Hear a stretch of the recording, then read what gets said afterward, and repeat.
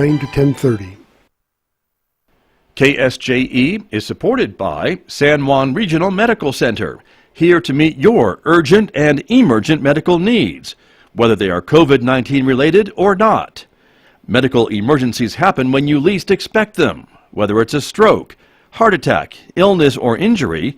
San Juan Regional Medical Center's caregivers are here to provide care to you and your loved ones. Find out more online at sanjuanregional.com.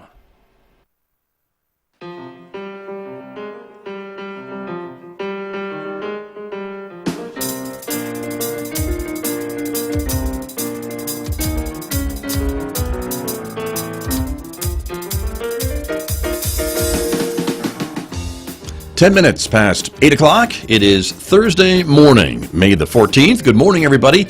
I'm Scott Micklin, and thank you for tuning in to KSJE, 90.9 FM over the air here in San Juan County, 103.3 FM over the air in Durango, Colorado, and you can listen everywhere, of course, by going to our website, ksje.com. A special good morning also to our viewers because they are watching our visual radio program. We're streaming video live today to the KSJE YouTube channel and to our Facebook page. We're glad that you are with us, everybody. Coming up, we're talking economic development with my guest, Arvin Trujillo. He is the head of Four Corners Economic Development here in San Juan County, so we hope you'll stay tuned for that conversation. Starts in the next few minutes right here on KSJE. The next hour, it's our local community information program about the coronavirus. Megan Cullup will be joining me here in Studio A as my co-host. And today we're talking with two folks from San Juan Regional Medical Center, one of their emergency medical physicians and one of their hospital vice presidents, about conditions at the hospital, some other questions about testing, and much, much more. It's coming up live on our social media platforms at 9 a.m. today, YouTube and Facebook, rebroadcast this afternoon at 5:06 p.m. on the radio. So again, that's 90.9 and 103.3 FM, and on our website, ksje.com. On the radio at 9, Mick Hess is continuing, of course, our classical music program, Roving with the Arts, every weekday morning. And today, Mick is playing some Strauss horn concertos this morning, played by the wonderful Barry Tuckwell. So you'll be listening to that today on the radio at 9:06 on KSJE. Don't forget, of course, we're also on Twitter, and you can check us out on Instagram as well if you're a social media type person. And here's the weather forecast for today. A nice day, mostly sunny skies, 77 for a high in Farmington. Clear overnight with a low of 42. Mostly sunny tomorrow with a high of 78 and a low of 41. Partly sunny on Saturday with a high 82. Then warming up to 88 degrees with sunshine on Sunday and Monday. And overnight lows from the mid-40s to the lower 50s. Well, let me turn to my guest, who is here with me this morning, Arvin Trujillo, back with me from Four Corners Economic Development. Welcome back to KSJE. Good morning, Scott. Good to have you here. Thanks for coming in.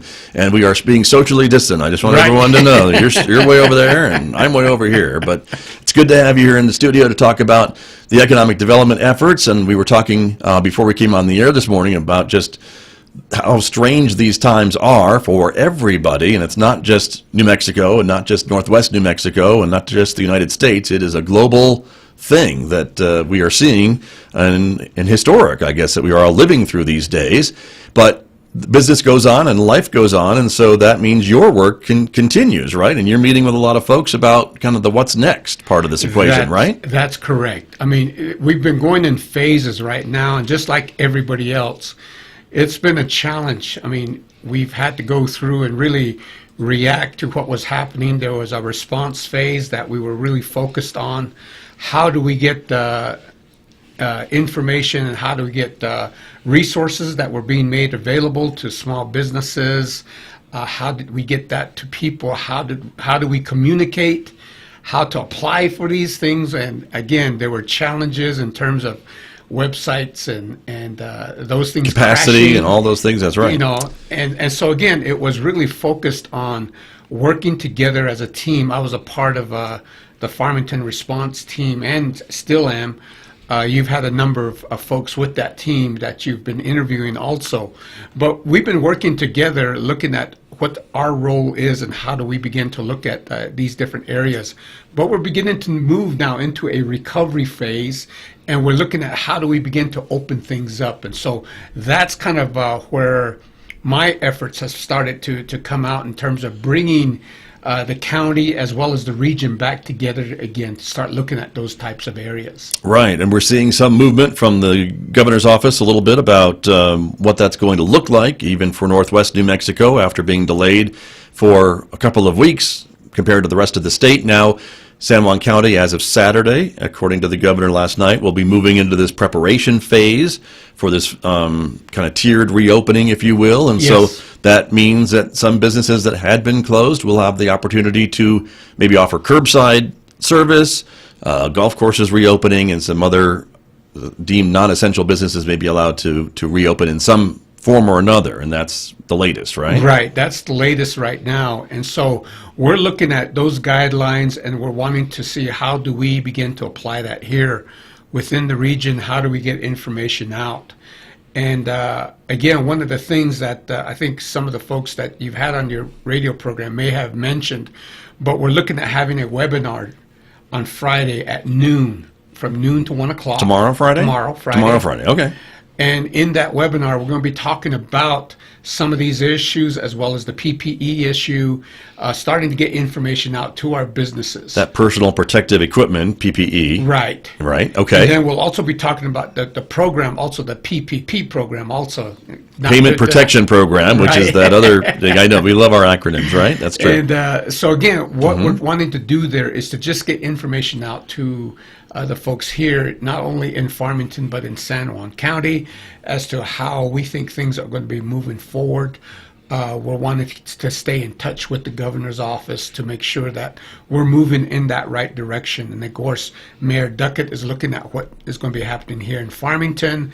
He's going to be on the show tomorrow, by the way, okay. so I'll ask him. And again, those are some of the things that we're monitoring, and we're wanting to see how can we be of service to our business community here to help them with this whole process and to help the constituents, because we understand you're the customer.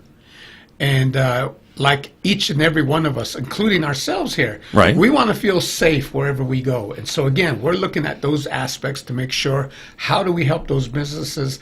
Also, how do we help our constituents to prepare themselves so as they go out and do the shopping or help support those businesses, they're also protecting themselves and protecting those around them also.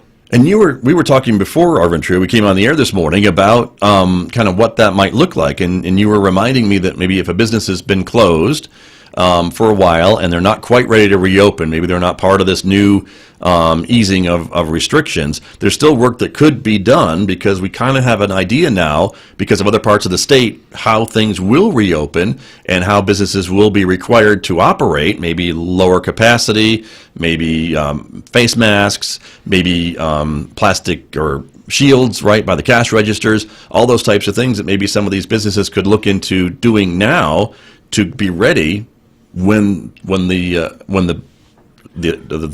order gets Yeah. eased a little bit, is what I'm trying to say. But Exactly. anyway, but this is time they could use to their advantage, I guess, is my question. Well, it is. This is an opportunity to look at what is coming down the road. We are going into a transition phase. People can begin to learn what is going to be required of them. Because it's not going to look the same as it looked in February, Exactly. right? Going to the so store. Again, there's opportunities where if you have the Payment Protection Program loan, there's been discussions about, well, how do I use that money? My employees are still at home, etc.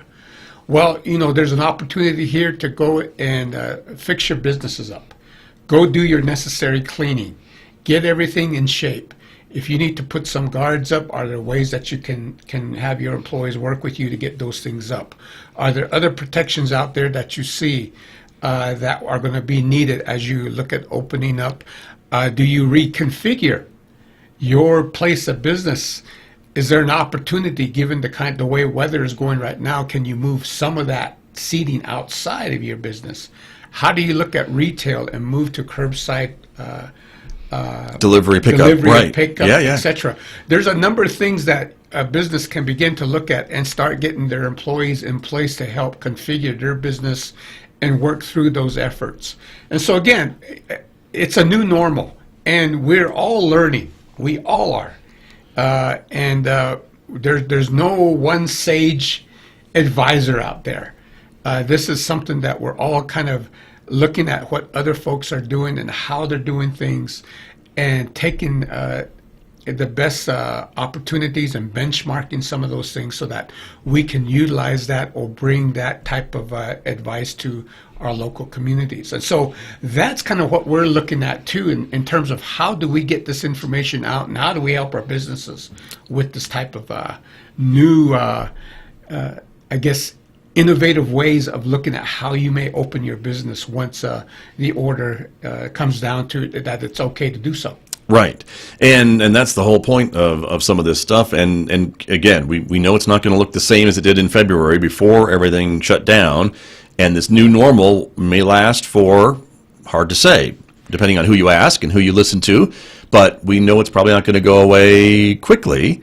And so if you want to reopen, then the other part of that equation is going to be, yes, I can open my doors, but is the public going to be comfortable coming into my store if I didn't make any changes, or if I don't show them that we are responsible, we are trying to protect them, and they can come in, get what they need, and get out, and feel safe about doing that? Yeah. It's looking at that aspect. It's looking at other service-related businesses saying, okay, I have X number of employees working for me. When we do get the point to where we can go back to work, you can make decisions at that point. For instance, Twitter has indicated that they're going to transition into an opportunity where their employees can just work from home. Forever, they said. Yeah, just stay home. And so again... One of the comedians, I think late night comedian, says that usually means you've been laid off, but apparently not in this case for Twitter. You just work from home forever. There are things that people are beginning to look at and seeing what can they do, or how can they look at their business environment and change some things. And again, even those service-related businesses, how do you want to take a look in keeping your employees safe, having social distancing, masking? How do you, if people come and you're bringing people into your office, are there spaces that you can do so? Do you continue to work remotely? If you do bring them in, maybe there's a way you can test folks as they come in, etc. I mean, these are all questions that a business can take a look at to figure out what makes the best sense for me and my business, so that I can open up and that I can also be of service, so that I basically am back in business again. Right, exactly. And again, some of that may be shift work, right? Maybe you have some of your folks working Monday, Wednesdays in the office, and they're home Tuesday, Thursdays, and Fridays, and the opposites are true the other days of the week, right? To keep everybody people separate, and having that distancing available, and being able to make sure that people are minimizing that amount of contact. The more they talk about it, they talk about, one, having people close together. Two is, as you have them in close proximity to one another, the time that you have them in that particular situation. And so again, it's looking at those different aspects to figure out, how do I want to operate my business? How do I look at things? How do I look at my service-related business? Are there ways that we can bring people back in the office? Because again, it's one thing to work remotely, but again, many times there's files, there's different things you have in the office that you necessarily don't have at home.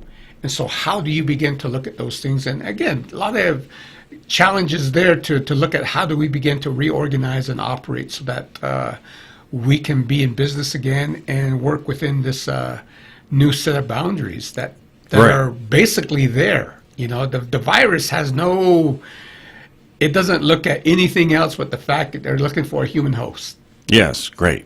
And that's all it looks at. Well, and it only moves because we move. Exactly. I've heard that too, right? And that's how it moves around, is through us. So if we're not moving, that was the idea, right? To kind of calm things down and not to get rid of the virus. That was never the intent of the stay-at-home orders, but to at least slow down its spread.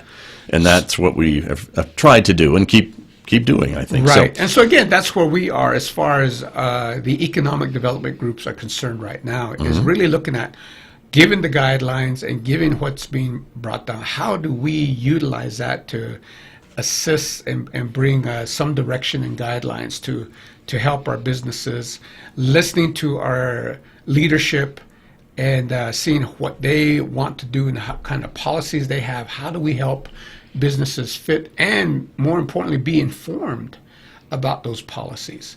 And one thing that we're doing with Enforced too is we're starting to work on looking at things from a county-wide basis. How do we bring all the municipalities as well as the county together to start looking at recovery in a consistent manner? And then we're in a very different situation here in San Juan County because of Southwest Colorado. Southwest Colorado has the Safer at Home policy that they're beginning to start up and implement there in La Plata and Montezuma counties. The Navajo Nation is currently still on curfew, but they're going to be looking at recovery developments. They just got their dollars in from the CARES Act. Right. They're looking at those pieces on how they're going to be bringing their communities in. And so San Juan County has Southwest Colorado, the Navajo Nation. So again, we're working in discussions on how do we begin to coordinate regionally, because we're connected to these areas from an economic basis, and how do we help each other as we begin to look at recovery, reopening our businesses, and accommodate local customers or regional customers who are looking for opportunities to get back into work, Right. Provide for their homes, get groceries, all these things. And then how do we provide information to them on the new normal? The thing I keep thinking back when I was a boy was the fact that I can remember the difficulties we had on just wearing a seatbelt. Because that was changing. That law was new, and we hadn't had to do that before. We didn't have to do that before. And I can even remember myself thinking, why do I have to do this? But now it's second nature. You just put the seatbelt on. And so again, it's looking at what's the new normal here. Will it change and transition? I'm sure it will. We're looking all to the positives. But as we get to that point, how do we utilize that and transition into an opportunity to where we can still open our businesses back up, be productive, see new opportunities, and build our economy and get ourselves back in shape, given the challenges that have hit us the past few months. Yes, and when you say us, you mean everybody. I mean everybody. It really has hit This the whole is the globe. whole thing. This is not only the globe, but for our aspects, I'm particularly looking at the Four Corners region here. Sure. And how do we begin to pull this together? And so there are other things that I'm beginning to jumpstart again, looking at our railroad initiative, looking at broadband. Well, I want to ask you about both of those. So let me ask you about broadband, because that has become a focus, I think, of some of these recent weeks when we're working from home and going to school from home. And if you don't have reliable internet connection or broadband, and we've learned, I think, surprisingly, that there are a lot of our friends and neighbors who don't have reliable access to that. Even it's not even available, even if they can afford it. It may not be available where they live, and so that's been a project that you've talked about here on this program for a number of years, about number of months, about broadband and fiber optics and a loop, kind of connecting all the towns and the communities in the Four Corners, and so that's what you're talking about, right? Right, that's what we're looking at. And right now, we are in partnership with Southwest Colorado. We got a meeting coming up on Friday. They're going to give us an update on what we're looking at with that fiber optic loop. And just to remind your listeners, we're looking at doing an engineering study that would connect Durango to Cortez, to Shiprock, here to Farmington, back up to Aztec, and then back into Durango again. So having that fiber optic loop in place. And so we're going to get information on that. The Navajo Nation has also continued its efforts, and they're moving forward on providing full-fledged broadband, middle mile, what they call middle mile, having the large trunk lines disseminated throughout the reservation. They're working on that piece. Southwest Colorado has theirs. And so we're revitalizing the discussions. We were just at a point of getting things moving here at San Juan County when all of this, when the emergency declarations were made and things kind of stopped. But we're bringing those pieces back together, and we're moving forward with that, much with the same with the rail project. Very good. Well, and we talked about how important it is to have that access to broadband and access to internet, especially now with the people working from home. kids going to school from home, and so it can only be more in demand in the future, I can imagine, than it is today. And again, we're wanting to really accelerate that piece so that we can take advantage of dollars that are coming down and that are available right now. So again, we're wanting to get people back together, get those discussions going, and get our piece in place so that we can start moving forward with that whole effort. Right. And it sounds to me like we have a clearer picture, too, about who has access and who doesn't have access, because I know a lot of the schools did some surveys of their students to find out exactly if they did have access in their homes or not, and some of the questions about how they could get it, those types of a thing. So maybe we have some better data to share about how this is needed in our localities. This provides us more information as we begin to look at how do we start planning this, and what's in place, and what are people doing right now to mitigate the fact that in some areas they don't have broadband, but they're trying to bring temporary fixes into those regions. And then once those temporary fixes are in place, how do we extend that and look at long-term solutions to some of the things that we're seeing right now in this region here? Right. That's important too. All right, let me ask you about railroad. It's one of my favorite topics. I think could be an economic driver. I know it's been talked about for decades in this corner of the state, but you are getting a really good consortium, it seems, of local governments and entities who are supporting the efforts to apply for funding, for grant monies to develop a rail spur into northwest New Mexico. And I think we saw a story in the Farmington Daily Times maybe last week about the county commission signing on to do this and to apply for some big money here to help plan this thing, right? That's correct. The U.S. Department of Transportation has a program called the BUILD program, better utilization of infrastructure, investment leverage development programs. An acronym. It's always an acronym. BUILD, yep. And it's within the U.S. Department of Transportation. And there's a capital piece to that where you can actually build the infrastructure that you're wanting to build, but there's also a planning piece. And what we're looking at right now is the planning piece to plan the railroad from San Juan County to the I-40 corridor. We have tremendous partnerships right now with Southwest Colorado, here within San Juan County, and with the Navajo Nation. So right now we're putting together an application for planning dollars for that particular grant. And what we're looking at there is to get the planning money needed to bring all those components together to actually look at what it's going to take to construct a railroad from San Juan County to the I-40 corridor. Right. It's not cheap. We already know that. Right. But just how expensive it is, we don't exactly know. Right now, we don't really, we're pulling all that information together. Mm-hmm. What you saw in the paper was that the county commission approved the county to move forward with that effort. What we're looking at right now and what we had initially discussed is that we're looking at a planning grant not to exceed $2 million. We're pulling all the dollars together so that we have that amount specified when we submit the grant. Now that sounds like a lot of money to maybe me and a lot of other folks who are listening and watching, but when we're talking about a project of this size and scope, it probably needs to be in that range. It has to be, because you think about it. You're looking at, okay, where's the railroad going to go? How do we look at the right-of-ways and getting those pieces in place? It's at least 90 miles, isn't it? Isn't that what we're talking? It's about 100 to 110. At what we're looking at. Right. You're looking at getting all the parties together to figure out, okay, who's going to negotiate what. It's looking at the permitting aspects. You've got all the permits that are going to be needed. You have all the different environmental studies that are going to have to looked at, and you're going to have to figure out how's that going to happen, what type of process is going to be entailing. You have to work with the BNSF group, the Burlington Northern Santa Fe group, the railroad, and they have to be on board with this whole effort. And then given that, we're going to have to begin to expand and look at, okay, where are all the products going to be coming from?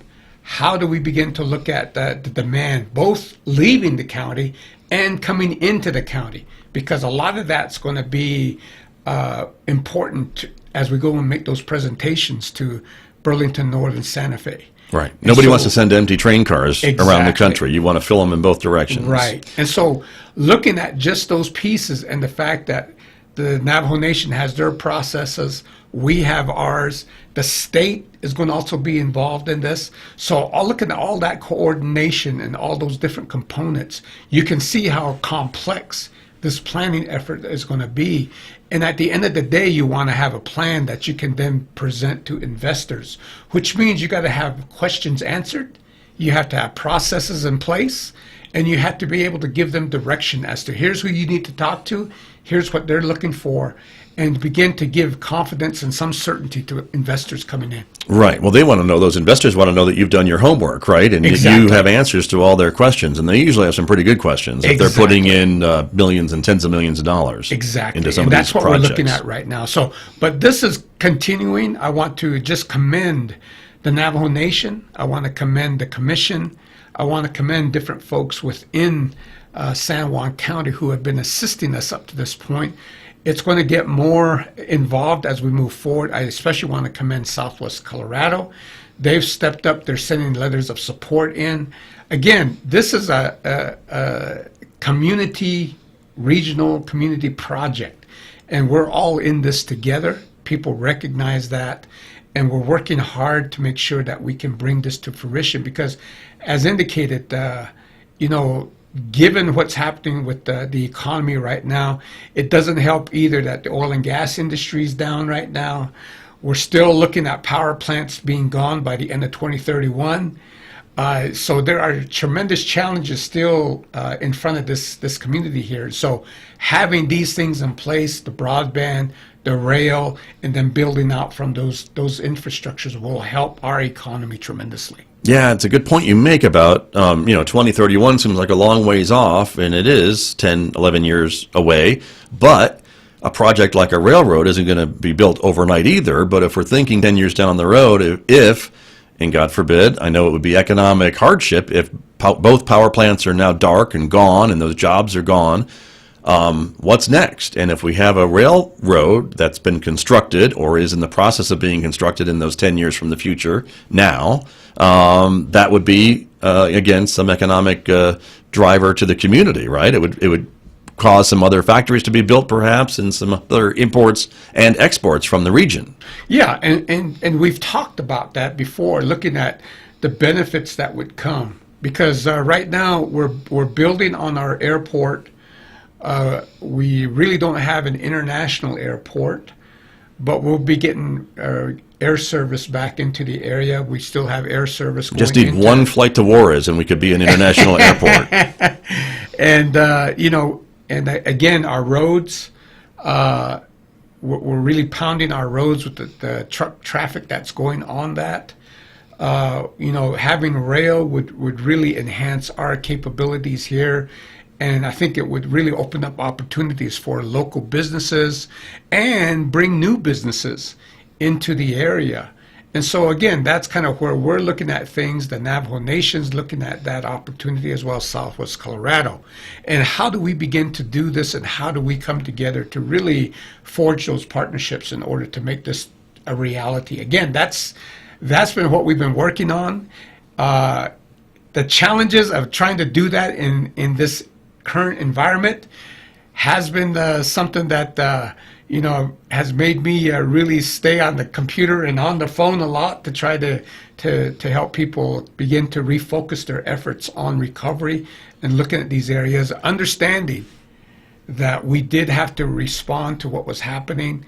I understood that. I was a part of that. We specified our roles as to how we would respond to those things and how we would help support one another, given the chamber, the other economic development groups that are here in the region, the business consulting groups like the Small Business Development Center, West, all these things, all these other entities, how do we help support them? But now we're moving into another phase, and how do we begin to continue to work together in order to look at new opportunities as well as new, really a new norm as we begin to transition. We don't know what that transition is going to take us into the future, but we kind of have an idea where we're going right now. So how do we begin to utilize that as those guidelines so that we can begin to open up our businesses again and accommodate those things for individuals and help our businesses look at how do we look at this a little bit more innovative, and how do we achieve what everybody wants. We want these businesses back up and opening, operating through the summer in anticipation of what they continue to talk about in the fall, but let's be ready for it, and let's not be in a position where we're having to react or go back into some type of emergency mode that shuts everything down again. I agree. Very, very good advice. And of course, again, everyone's talking right now about how we should be diversifying our economy, or we should have been doing this a decade ago, and yada, yada, yada. And I get all of that.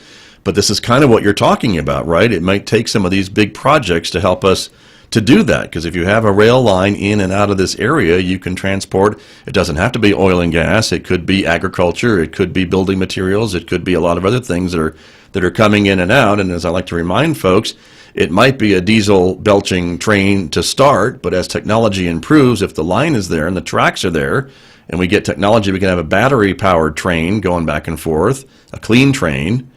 You still need the route there to do it, right? So once that's there, you could change it. You could upgrade it to a cleaner train. Yeah.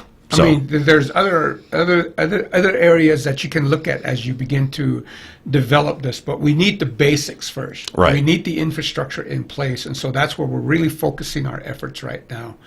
And we're hopeful at this point, looking at the bill grant. And again, it's something that we're really working hard to get in place and to be able to defend, and hopefully we can get those dollars to come in and really start working on this planning effort. And like I said, as we begin to get, that's where a lot of my effort has been focused on at this point. The next phase is to look at broadband and seeing what do we need to do to get those pieces in place and moving. And so that, along with working with the groups here to determine what do we need to do to help our businesses within the region here, so that again, how do we coordinate with Southwest Colorado? How do we coordinate with the Navajo Nation? And how do we look at San Juan County as a whole as we look at recovery? Because again, we're under that aspect of working with different rules from different areas. And so how do we bring those rules together so that we have some consistency? And more importantly, we're able to communicate that to all our businesses so they understand this is what's happening. This is how I can work my business. Exactly. Well, thank you for bringing all these folks to the table, Arvin Trujillo, and for keeping your eye on the ball, because those pitches are pretty wild. So thank you for coming in to share all that with us this morning. Thank you for having me, Scott. Appreciate it. You're welcome. We'll see you soon. Okay. Arvin Trujillo from Four Corners Economic Development, my guest here on KSJE, everybody. And I'll be back with more in just a moment. The time right now is 8:43. Coronavirus pandemic is pushing will making into the digital age. From